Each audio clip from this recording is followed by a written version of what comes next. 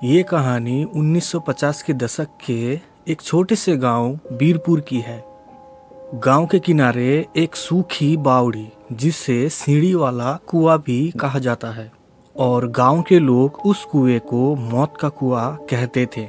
गांव वाले बताते थे कि इस बावड़ी के अंदर से रात को अजीबोगरीब आवाजें आती है। 200 साल पहले इस कुएं में गांव की एक मासूम लड़की राधा को दहेज के लालच में मारकर फेंक दिया गया था। मरने से पहले उसने श्राप दिया था कि जो भी इस कुएं के पास रात में आएगा उसकी आत्मा को उसकी सिसकियां खींच लेगी।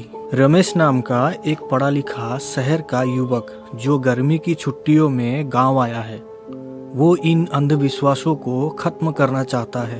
रमेश अपने दोस्तों के साथ शर्त लगाता है और रात के 12 बजे टॉर्च लेकर उस बावड़ी के पास जाता है। बावड़ी की मुहाने पर पहुंचते ही तेज ठंडी हवा का झोंका आता है, जबकि गर्मी का मौसम है। उसे अंदर से पानी टपकने की आवाजें आती है, जबकि कुआं अंदर से पूरी तरह सूखा था। वो बावड़ी की पहली सीढ़ी पर उतरता है। टॉर्च की रोशनी में उसे लगता है कि सीढ़ियों पर लाल रंग के गीले निशान हैं। जैसे जैसे वो नीचे उतरता है, एक महिला की रोने और सिसकने की आवाजें बहुत स्पष्ट और नजदीक आने लगता है। ये आवाजें इतनी दर्दनाक है कि रमेश के रोंगटे खड़े हो जाते हैं। उसकी टॉर्च टिमटिमाने लगती है और फिर अचानक बंद हो जाती है। चारों ओर गहरा दम घोंटने वाला अंधेरा छा जाता है। उसे महसूस होता है कि उसके पीछे कोई खड़ा है और उसकी तेज तेज सांसें उसे अपने कान के पास महसूस होने लगती है। वो डर के मारे कांपने लगता है और उसी समय जोरदार एक फुसफुसाहट आती है, क्या तुम भी रुकोगे यहाँ मेरे साथ? तुम्हें जाना नहीं है। रमेश अपनी हिम्मत जुटाकर ऊपर की तरफ भागने लगता है और उस बावड़ी की सीढ़ियाँ बहुत फिसलन भरी थी और जैसे ही रमेश अंतिम सीढ़ी पर अपना पैर रखता है, कुएं के अंदर से एक तेज चीख आती है। वो भागकर गांव की ओर देखता है। तभी उसे मुड़कर देखने पर बावड़ी के मुहाने पर एक धुंधली आकृति राधा उसे दिखाई देती है, जिसके बाल बुरी तरह से बिखरे हुए हैं और उसने लाल रंग की कपड़े पहने हुए हैं। आकृति बहुत तेजी से उसकी ओर बढ़ता है।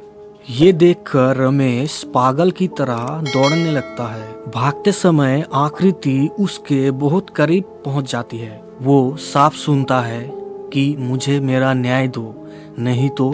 रमेश गिर जाता है और उसकी नजर एक पुरानी टूटी हुई मूर्ति पर पड़ती है, जो कि राधा के नाम से मशहूर है। डर में ही वो कांपते हुए हाथ जोड़कर उस मूर्ति को छूता है और कहता है, मैं तुम्हें न्याय दिलाऊंगा, ये मैं वादा करता हूँ। आकृति वहीं रुक जाती है और धीरे धीरे हवा में विलीन हो जाती है।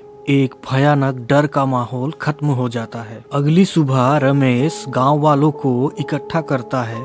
वो कहता है कि भूत को किसी पूजा या तांत्रिक की नहीं, बल्कि न्याय और शांति से छुटकारा मिलेगा। गांव वाले मिलकर तय करते हैं कि वो राधा के नाम पर एक स्कूल खोलेंगे या एक मंदिर बनाएंगे, ताकि उसका नाम और उसकी दुखद कहानी भूली ना जा सके और उसे सही सम्मान मिले। एक भयानक डर का माहौल खत्म हो जाता है और बावड़ी की जगह एक आशा की किरण दिखाई देता है और रमेश सफल होता है। तो ये कहानी यहीं तक। कहानी में क्या अच्छा लगा, क्या बुरा लगा, कमेंट कर कर जरूर कहिएगा और मिलते हैं ऐसी ही एक अगली कहानी पर। तब तक के लिए जय हिंद, जय भारत।